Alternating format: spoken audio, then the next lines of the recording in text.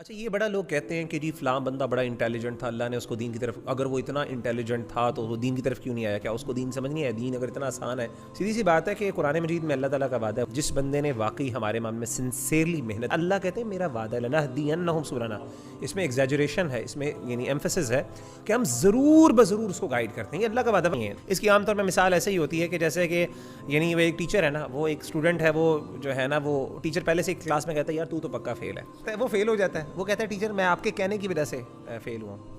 وہ ٹیچر کہتا ہے میرے کہنے کی وجہ سے، وہ اس پہ کچھ کہہ نہیں سکتا، کیونکہ اس کی وجہ یہ کہ ٹیچر کا ایکسپیرینس تھا، اس نے اپنے تجربے کی بیس پہ کہا کہ یار جو بندہ اس طرح کے کرتوت کرتا ہے نا، میرا تجربہ پوری زندگی میں کہ آج تک وہ پاس نہیں ہوا۔ اچھا، ٹیچر پھر بھی غلط ہو سکتا ہے، لیکن اللہ کی نالج پرفیکٹ ہے،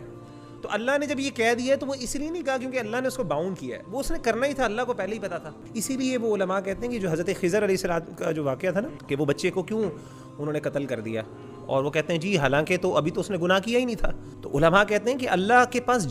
جسٹ رائٹ ہے، اللہ کا علم اتنا کامل ہے کہ اگر وہ بڑا ہوتا اس نے ہی کرنا تھا۔ تو علماء نے اس کا جواب دیا اصل میں دو طرح کی تقدیریں، ایک تقدیر وہ ہے جو کہ جو ہے نا اللہ نے لکھ دی ہے اپنے لوح محفوظ میں، وہ تو اٹل ہے، وہ فائنل چیز ہے، لیکن ایک تقدیر اللہ نے وہ لکھی ہے جو کہ چینج بھی ہو سکتی ہے، وہ فرشتے کے پاس لکھی گئی ہے، وہ جو لکھتا ہے نا اس وقت میں۔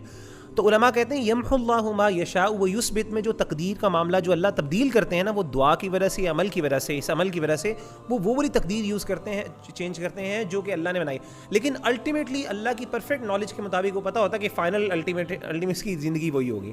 تقدیر کا مسئلہ پوری طرح سمجھ آنا آپ سے ریلیونٹ ہی نہیں ہے،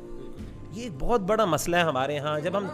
آپ نے فرمایا، بلکہ ہمارے علماء کہتے ہیں کہ جو بندہ یہ کہے، ہمارے کلاسیکل سکالرز میں مجھے غالباً ابن تیمیہ رحمہ اللہ کی رائے کس کی ہے، وہ کہتے ہیں کوئی بندہ یہ کہہ دینا کہ مجھے تقدیر کے بارے میں صحیح سمجھ میں آ گیا، وہ بندہ جھوٹا ہے۔ تقدیر اللہ کی قدرت ہے، اللہ کی قدرت کو آپ کنسیپچولائز ایک حد سے زیادہ کر ہی نہیں سکتے۔